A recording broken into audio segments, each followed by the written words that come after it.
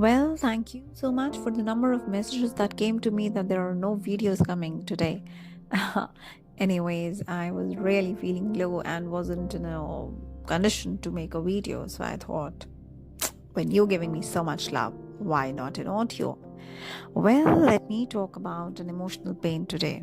Oh, please, I know I'm going to talk about something positive in my isolation, but yes, there is something that I need to talk to you very urgently. Well, if I ask you about the emotional pain, the most painful emotional pain, what is that? I know somebody might answer it like it's despair, the other might say loneliness, heartbreak, solitude. There are a number of reasons, failure, so much. But you know what? I thought it to be despair and loneliness. Now, despair, that feeling that no matter what you do, there is nothing you can do to fix that situation. It leads to a loop of other emotions, but it's the despair that's the source of the rest of them. And yes, don't forget it's a downward spiral. Once you feel like that it's hard to see anything positively or put in the effort to try to improve it. We can just cure our physical diseases with medicines, but the only cure for loneliness, despair, and hopelessness is love. Loneliness, therefore, is no more an event or a concept or a factor.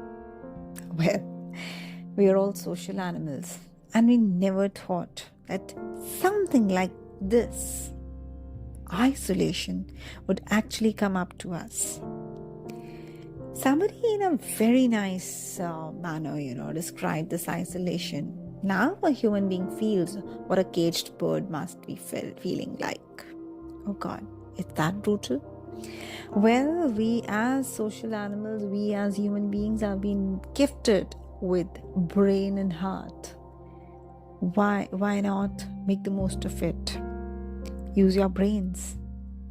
Maintain a connection with the people you love. People outside are so much connected to you thanks to the technology, the video communications and the video calls and conferences that we are having. Isolation does not mean that you have to show that you're too sick and you have to possess and you have to tell your brain and heart, this is not going to work. I am ill. Rather telling yourself, it's a time to introspect.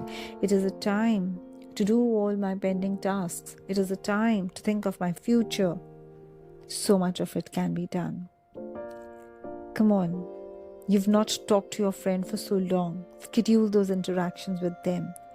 You've got to figure out what time suits you both.